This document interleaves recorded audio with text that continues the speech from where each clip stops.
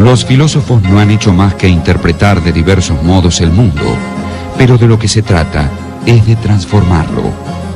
Karl Marx, tesis sobre Feuerbach, tesis 11.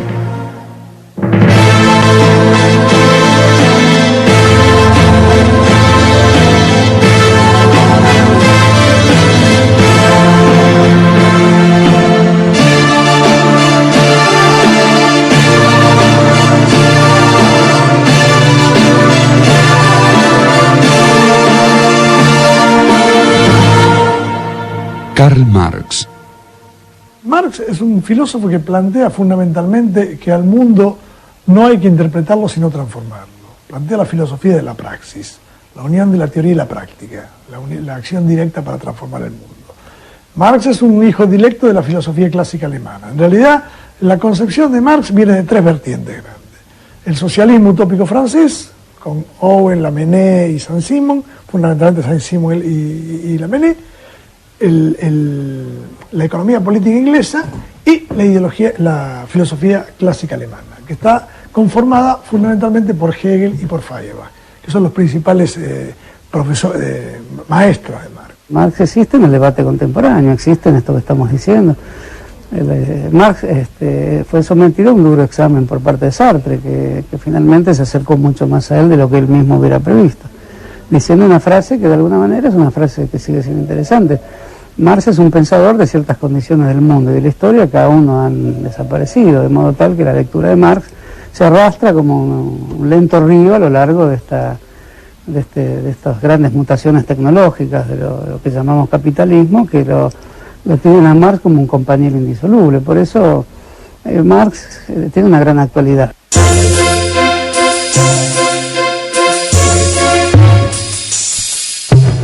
Karl Heinrich Marx nació el 5 de mayo de 1818 en Treveris, una ciudad renana.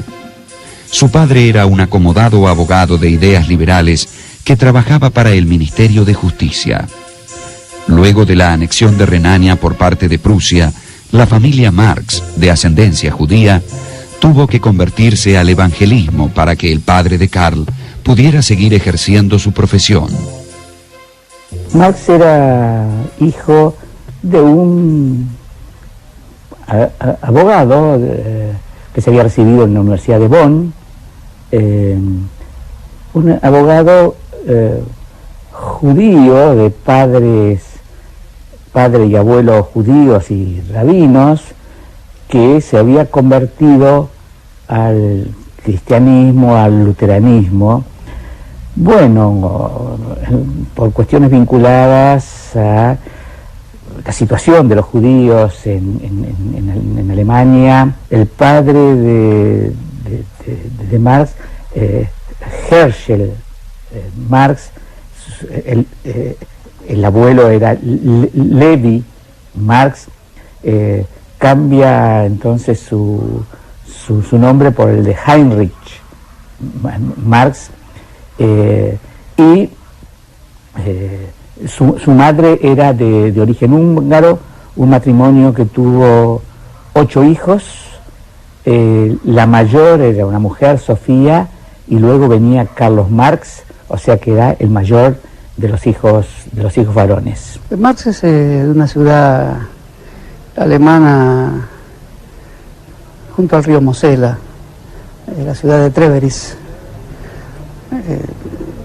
Justamente las actividades económicas de los viñateros y los recolectores de leña del río Mosela le inspiran la primera observación aguda sobre la relación entre el trabajo y las formas en que se construyen vínculos sociales. Comenzó que su padre va a estudiar Derecho, Abogacía, a la misma universidad de su padre, a la Universidad de Bonn.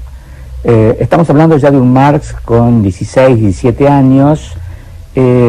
Marx frecuentaba también la casa, en ese tiempo de la adolescencia, de un amigo de su padre que vivía en la misma calle, que era Ludwig von Westphalen.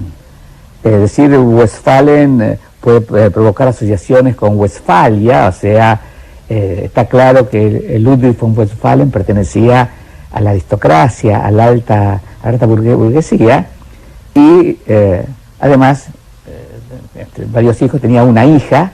La hija era Jenny von Westphalen, a la que Marx, en esa etapa de la adolescencia y cuando iba para Bonn, pidió el matrimonio. Lo que, pese a la diferencia de clase, le fue efectivamente concedido, y entonces, bueno, por lo menos se confirmó el compromiso correspondiente.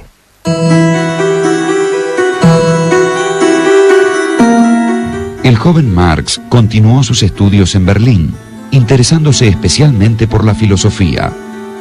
En 1841 obtuvo el título de doctor en filosofía con una tesis sobre las diferencias de la filosofía de la naturaleza en Demócrito y Epicuro. Del atomista y materialista Demócrito con el espiritualista Epicuro. Es curioso que en su tesis, digo, no de manera, en fin, terrible, digamos, se pronuncia de algún modo por el espiritualista Epicuro por sobre Demócrito. Digo, curioso, pensando en el desarrollo posterior de Marx.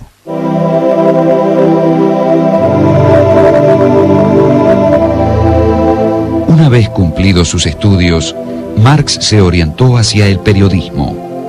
En 1842 se instaló en Colonia y conoció a quien sería su fiel amigo e íntimo colaborador, Friedrich Engels. Al año siguiente escribió algunos ensayos y su Crítica de la filosofía del derecho de Hegel. Marx planteaba que la filosofía de Hegel era reaccionaria porque legitimaba el status quo. Hegel es un idealista y plantea que la dialéctica es entre la idea y la materia, que es una degradación de la idea, desde el punto de vista filosófico. Y Marx plantea las cosas al revés, él y Engels lo plantean al revés, que la materia está en movimiento permanente, que es eterna, y que la idea, o sea, la conciencia, es producto del ser y no al revés. El ser determina la conciencia, la práctica determina la teoría. Vista la historia con una gran generosidad, Marx es un capítulo de la historia de Hegel, pero al mismo tiempo vista con rigor de las militancias sociales y políticas del siglo XIX y del siglo XX, Marx es el gran heredero y al mismo tiempo el gran crítico de Hegel, y es una pareja indisoluble, ¿no? Es uno de los grandes momentos del humanismo revolucionario del siglo XIX, para llamarlo con un nombre que hoy sería interesante para reavivar estos grandes legados. Marx va a tomar fuertemente la dialéctica de Hegel, aunque la va a desarrollar y la va a utilizar a su manera, va a ser heredero en algún sentido de algunos aspectos de la filosofía hegeliana vía filósofos como el mismo Schelling. Digo el mismo Schelling porque si uno habla del movimiento del idealismo alemán, está mencionando a Fichte, a Schelling y a Hegel. En términos generales, para estudiar a Marx no se puede estudiar a Marx desde la lógica formal, hay que estudiarla desde la lógica dialéctica. Y la lógica dialéctica no estudia la foto fija, estudia el movimiento. Estudia una cosa en sus concatenaciones, en sus principios y en sus terminaciones. Estudia la cosa siempre en movimiento, nunca fija. En 1844, Marx se dirigió con su esposa a París, donde intentó vivir de sus colaboraciones periodísticas. En esta época, escribió los Manuscritos Económico-Filosóficos, que se mantendrían inéditos hasta 1930. En ese texto, destacó la naturaleza alienada del trabajo bajo el capitalismo y analizó el fenómeno que denominó fetichismo de la mercancía. Se supone que el precio, en términos económicos, tiene que ser la expresión monetaria del valor. Pero ¿por qué hay diferencia entre valor y precio? Te pongo un caso. Para la cancha, vos producís una pelota de fútbol. Supongamos que la producción de la pelota de fútbol te cuesta X tiempo producirla, por lo tanto, ese tiempo transfigurado en una medida monetaria son 100 pesos. Macanudo, la pelota vale 100 pesos porque cuesta X tiempo producirla. Pero vos la llevas a la cancha de River llena, cuando estás jugando con Boca, la pones en circulación, la pelota, y después la sacás en circulación. ¿Qué precio tiene esa pelota? ¿Su precio coincide con el valor? No, el precio se va a las nubes. ¿Por qué? Porque está fetichizada. Entonces el fetichismo de la mercancía, que es justamente la definición de la mercancía. Hay mercancías porque hay esta forma de tapar en la vida la experiencia real sobre las cosas y el papel que el hombre desarrolla gobernando las cosas. Como esto se invertiría, las cosas aparecen gobernando la vida, de ahí la expresión cosificación. Marx realiza esa formidable crítica que después tendrá una consecuencia en toda la filosofía del siglo XIX y del siglo XX, sobre todo del siglo XX, y en la Escuela de Frankfurt particularmente, muy amplia. De modo que la idea de mercancía como una experiencia falsa sobre la realidad, pero no menos que intensa, porque puede ser falsa, pero la experiencia también es una experiencia que liga a las personas a un mundo que hay que transformar, a un mundo que oculta las raíces de la vida productiva, pero no deja de ser una experiencia intensa.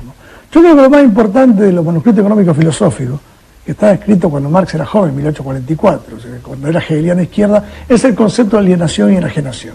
La alienación es la enajenación, es la alienación del hombre frente al trabajo, y la enajenación Marx le llama al hombre frente a la producción de bienes de consumo, de mercancía. Porque la mercancía es el propio capitalista. E inclusive el hombre está enfrentado a la naturaleza en ese momento. Aunque el hombre es parte de la naturaleza, se enfrenta a la naturaleza y cuando produce más objetos, se le dan más valor a los objetos que produce que al hombre que los produce, digamos.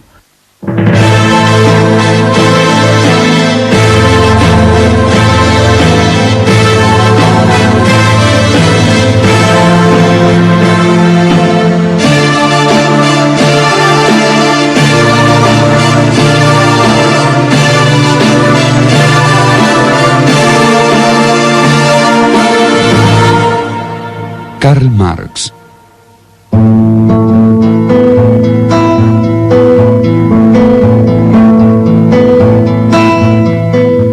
Entre 1844 y 1845, Marx había publicado algunos artículos en un semanario de tendencia antirrusa y antiprusiana que se editaba en Francia. A pedido del gobierno de Prusia, el Ministerio del Interior francés ordenó la expulsión de los colaboradores de dicha publicación. Marx tuvo que trasladarse a Bruselas, donde reanudó los estudios económicos e históricos que había iniciado en París. Engels se reunió con él y juntos dirigieron un periódico financiado por industriales renanos. También publicaron conjuntamente La Sagrada Familia, libro en el que criticaron fuertemente a los círculos académicos prusianos. En esos años, Marx redactó sus tesis sobre Feuerbach y un texto que solo fue conocido póstumamente, La ideología alemana. Exponía allí que la naturaleza de los individuos depende de condiciones materiales. Marx dice, digamos, que hay 3 niveles para la comprensión de una sociedad. El nivel económico en última instancia es el que determina los otros niveles, pero los otros niveles son el jurídico-político y el ideológico. El jurídico-político está determinado por el Estado y las instituciones políticas. Y el ideológico está determinado por las ideas dominantes en ese momento. La lucha de clases no solamente se da en el terreno económico, se da en el terreno político y en el terreno ideológico. Lo que pasa es que para poder cambiar, por lo menos para empezar a cambiar la relación política y la relación ideológica, hay que cambiar las relaciones de producción. Cuando Marx se pregunta, además, ¿cuál es la posibilidad y cuáles son las vías para una transformación de la sociedad, para una transformación estructural de la sociedad? Entonces Marx va a decir que esas vías tienen que ver con la resolución de una triple contradicción. La primera contradicción es la contradicción entre el hombre y la naturaleza. La segunda contradicción se va a dar entre las fuerzas productivas y las relaciones de producción. La tercera contradicción claramente va a ser entre las nuevas relaciones de producción y la vieja superestructura. El desarrollo, el cambio, la transformación de la sociedad se va a producir cuando el hombre triunfe sobre la naturaleza y luego las nuevas fuerzas productivas sobre las viejas relaciones de producción, y luego las nuevas relaciones de producción sobre la vieja superestructura, generando una nueva superestructura. En 1847, Marx participó en Londres en el segundo Congreso de la Liga de Comunistas, con quienes estaba vinculado desde 1844. Este Congreso le encargó confeccionar, junto con Engels, un manifiesto comunista, que fue publicado en febrero de 1848. Allí, Marx y Engels expusieron, entre otras cosas, que la historia de las sociedades es siempre historia de las luchas de clases. Fue la piedra angular de lo que luego recibió el nombre de materialismo histórico. Es la materia que es el vínculo de relación de la sociedad con la naturaleza. Por supuesto está la naturaleza de por medio, pero esta está siempre transformada por el trabajo. Y cuando el trabajo al mismo tiempo aparece como un acto creador del humano, la materia se define como autocreación permanente del humano. Creo que esa es la mejor manera de interpretar el materialismo histórico.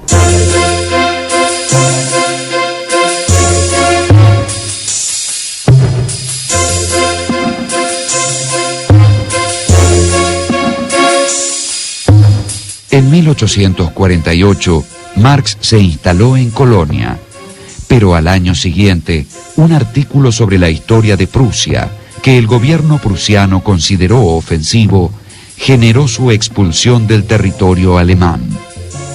En agosto de 1849 se estableció en Londres. Su situación económica era delicada y solo pudo subsistir por la ayuda de su amigo Engels. Marx siguió escribiendo. Entre 1850 y 1852, publicó dos admirables estudios históricos: Las luchas de clases en Francia y el 18 Brumario de Luis Bonaparte. Tanto las luchas de clases en Francia como el 18 Brumario de Luis Bonaparte están mostrando que él tiene plena conciencia y ha estado, y ha estudiado, y ha trabajado las diferentes clases sociales, las diferentes fracciones de clase, que de algún modo en el pensamiento de Marx, tenían que ver con una relación desde la infraestructura en la constitución de las clases a una superestructura. O sea que la superestructura tenía que abrevar en la infraestructura. Marx aceleró sus estudios sistemáticos de la historia económica, aprendió idiomas y comenzó a redactar las notas de lo que sería su mayor obra, Contribución a la crítica de la economía política. Fue publicada en 1859 y resultó bien recibida. La contribución a la crítica de la economía política es el antecedente del Capital, donde habla del dinero, el papel del dinero, de la metamorfosis de la mercancía, de que producción, circulación, distribución y consumo son un mismo proceso, que no están separados, cosa que después va a desarrollar el Capital. Eso y los grundrises. Los grundrises son elementos borradores, digamos, que creo que son dos tomos, en donde ahí esboza los apuntes que después dan vida al Capital, digamos. Desde 1864, Marx fue elegido para integrar el Consejo General de la Asociación Internacional de los Trabajadores, o, como luego se la llamó, la Primera Internacional. Marx subrayó, en abierta oposición a los dirigentes anarquistas, la necesidad de formas efectivas de acción para defender los intereses obreros, sin excluir la constitución de la clase obrera en un partido político. Marx tenía la teoría del frente único. Siempre fue un hombre justamente que tenía propensión a unificar al proletariado y a debatir en el seno del proletariado las diferencias, digamos. Pero en el seno del proletariado contra la patronal. Entonces crea la Primera Internacional, conjuntamente con los bakuninistas y demás, pero después hay una decisión de los anarquistas en esta Primera Internacional, y Marx propone llevar esta internacional, que se llama Asociación Internacional de Trabajadores, a Nueva York. La otra se queda en Berlín y la manejan los anarquistas. La continuación de la contribución a la crítica de la economía política apareció en alemán en 1867 bajo el título El Capital, Crítica de la economía política, libro 1. En el campo social, precisamente lo que se ve es que hay un conjunto de clases, que están en constante lucha. Y entonces la pregunta es, bueno, ¿y por qué hay diferentes clases sociales que están en constante lucha? La respuesta que va a intentar dar Marx va a ser una resolución del tema, del problema, en el campo económico.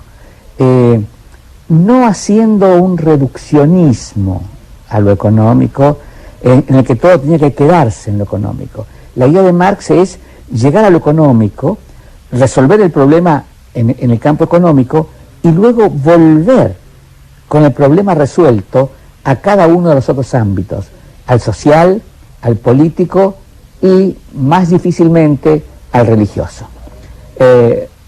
Aquí estamos hablando de una obra central como es El Capital. Según Marx, la riqueza no es producida por el capital, sino por el trabajo humano.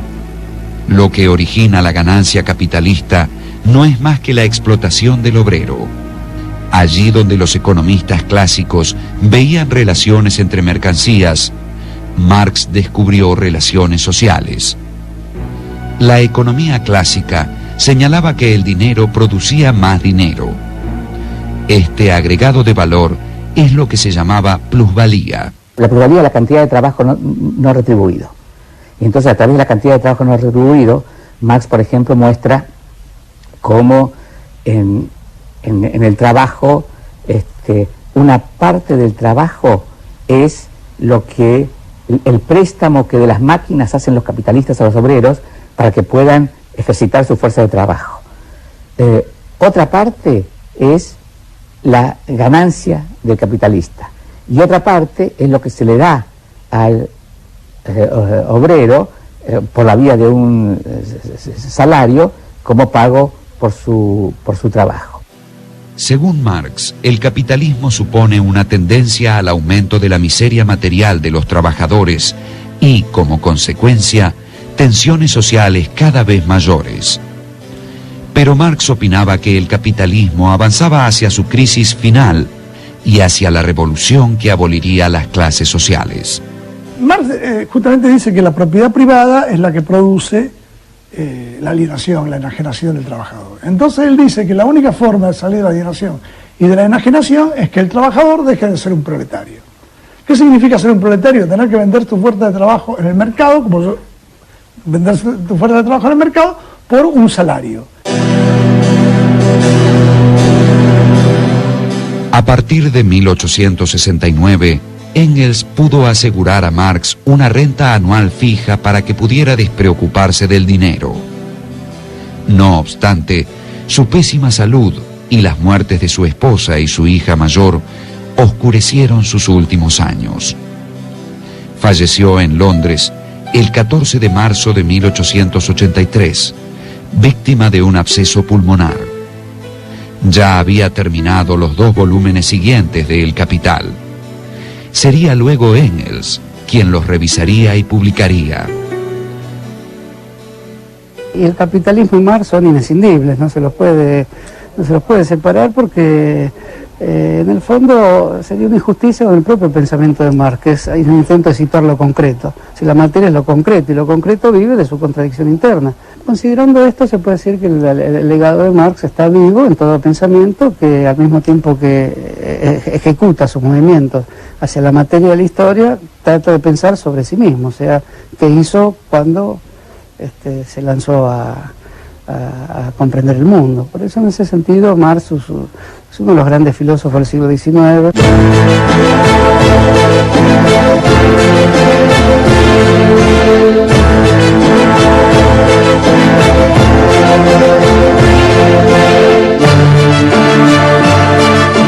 Las ideas de Marx influyeron en el movimiento obrero en general y en grupos autotitulados marxistas.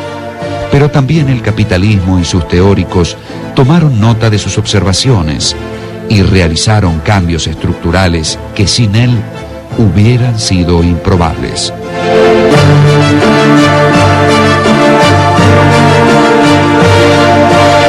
Gracias.